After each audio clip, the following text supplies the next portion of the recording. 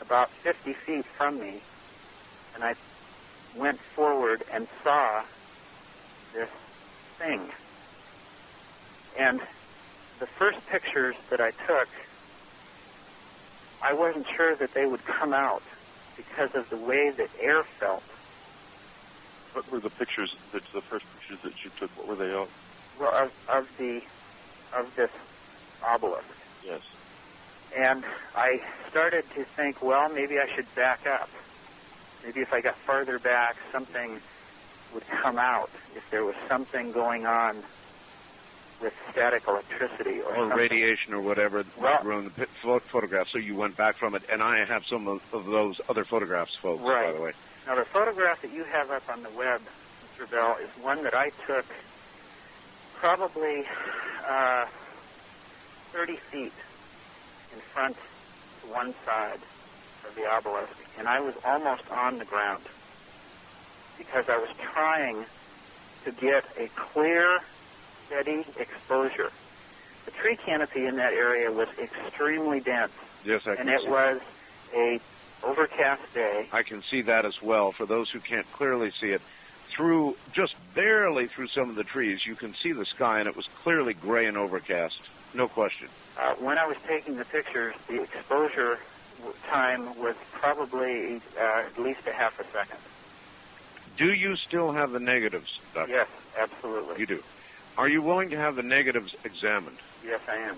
You are. Did you take any pictures of the creature and your dog? Well, my dog was nowhere to be found. Your dog was gone. The dog literally, if I heard his description correctly, sort of, how did you put it, Robert? The dog collapsed into herself. Into herself. And then disappeared? And just disappeared into what I found on the ground to be looking like some type of white ash. Did you get any of this? No, I didn't. No. Considering everything that had happened, and what continued to happen, I'm surprised I was able to walk out of there. Yeah, so am I. Let's too, yes. The next thing I'm curious about, if I can ask, is the obelisk. You were there for a total of 3 hours, found or noticed the obelisk after about an hour, took photographs. What happened to this obelisk? Was it still there when you left the area? Or yes. In fact, when I walked up to it, it was making a humming sound. And when I touched it, the sound stopped. And as I pulled my hand back, I noticed that it changed its tone slightly, and it became less irritating, the sound. Almost a harmonic that felt like a much more pleasant sound. Okay. When you touched it, how did it feel? Like stone. Cold or warm? Cold like ice. It was like ice. And it also, when it was slapped, when Jonathan slapped it, absorbed the sound completely. You slapped it? Well, I went to push on it, and I slipped. And I used my other arm to kind of stop myself on the edge of it. And as I hit it, it made no sound. Did it move when you hit it at all? No. It was almost like it was anchored to the air. How far above the ground was it actually hovering? Approximately 36 inches, maybe 48 at the most. Okay. The dimensions, I don't know if I mentioned them, but it was approximately 2.5 feet high, about 4 feet, 4.5 feet wide, and about 9 or 9.5 feet long. That looks about right, according to the adjacent foliage. I had comments from people who were assuming this was a ship, and they said, well, it's too small. The other comments that I've had, Doctor, it's an extremely clear photograph, and people have said, with respect to the craft and the photographs of the creature, how were you able to keep your senses under such extreme conditions to take such steady, clear photographs? I mean, most photographs we get from people submitted of UFOs and or creatures are people always constantly complain they're distorted, they're blurry, they're foggy, they're indistinct, and people in this case are complaining about exactly the opposite. Your pictures, they say, are too damn clear. How did you do that? Well, after spending a couple of hours emotional and upset and sick, I think I stabilized a little bit and quieted down and thought about the fact that I had my cameras and that no one would believe what happened to my dog. You had not only a 35-millimeter camera, which is understandable because you were on a hike, but you had some sort of video camera. What did you have with you? What kind of video? I had a regular 8-millimeter video camera. It's a few years old. Right. I have one, too. They're small. They're video of this object as well as photographs? Pardon? You took video of the object as well as photographs? I have video of the obelisk and of the extraterrestrial. And I have that video, Whitley. And if you look at the video, you can tell that I wasn't perfectly calm. I was very upset. Far from it. Far from it. Whitley. In fact, I do have the audio of that if you would like to hear some of it. I do. I'd like to hold it for after the top of the hour here.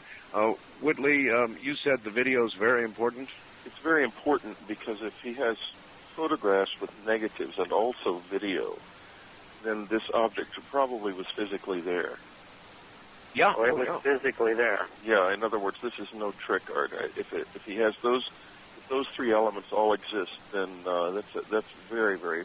Well, I have two of them. I have the clear 35-millimeter photographs. I have the video as well. Art? Yes, sir. In regards to the photographs, Jonathan did take many pictures, and not all of them came out as well. You got some of the better pictures. I understand. You sent me the best of the lot. How many pictures in totality, Doctor, did you take? I probably took 20. Excuse me. 20 photographs, all right? Yes. Of which I have 6, and some did not come out or did not come out well, I take it.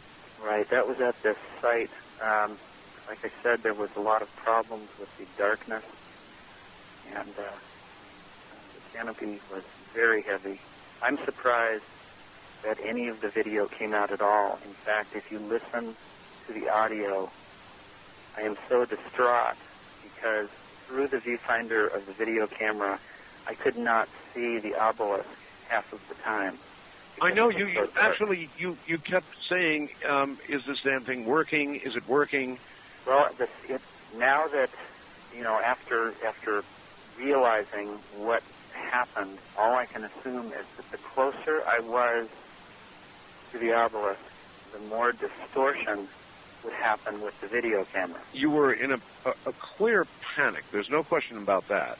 The video at times is broken up. I would assume some sort of electromagnetic disturbance. The video was checked by an expert, and it was found to be not tampered with. Okay. So in other words, whatever disturbance was there was externally caused. Yes. And the camera is working fine. It has been checked also. What does this look like, this disturbance? It looks, Whitley, like, a tracking problem when you've got a severe tracking problem on a video tape sure, that you're playing. I know exactly what it is. Now, in a lot of cases, the doctor was in a flat-out panic, and he was running at times. And then at other times, it was pretty jerky, but there were several times where he got still enough for at least a few seconds to get good, clear shots of the obelisk, and certainly many clear shots of the creature. The farther away I was from the obelisk, the less problem there was with any kind of distortion. So it was generating something. Well, I figured that out because by the time I walked back probably 150 to 200 feet up on the top of the ridge, I could get a clear shot of it down in the valley. Robert, when were you told about all of this? That was about a year ago. Why, doctor, did you go to Robert?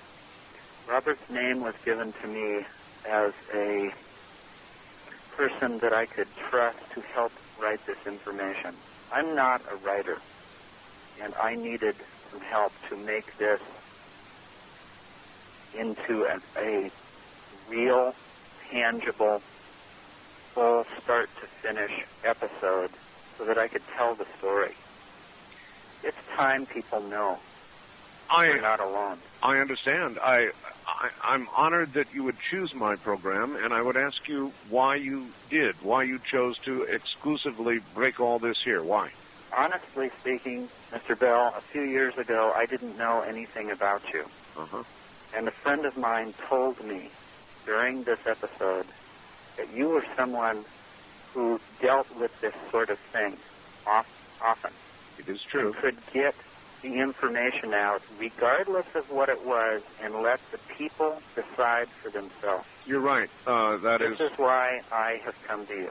Okay. Well, that's a good answer because that is exactly what I do.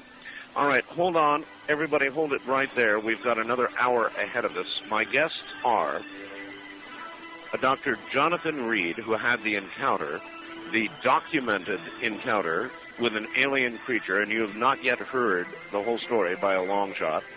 Robert Wraith, to whom he went to try to chronicle this story. Whitley Strieber, himself a longtime contactee and author of many books, many books on the subject. And I'm Art Bell. What you're listening to is Breaking News on Coast to Coast AM. Don't touch that dial. All right, once again, to our guests, Robert Wraith, who originated the call to me, Dr. Jonathan Reed, who had the encounter, and Whitley Strieber, here to help me ask questions since he's had contact himself. Gentlemen, welcome back to the program. All right, here we are, Doctor. You have had a period of time with the obelisk. You have spent, the alien is dead. Your dog is dissolved in some way. I'll use the word dissolved. I don't know if that's proper, but gone. This obelisk remains hovering in the air, the one we have the clear photographs of. You have 2 hours now with the obelisk and with the dead alien. What's happening in these 2 hours? Well, I'm trying to regain some type of composure, trying to make some sense out of this, trying to think, what have I done? What will happen to me because I've killed something? Doctor, could you go back to the moment when you realized it wasn't a child and tell us what went through your mind at that moment? Fear.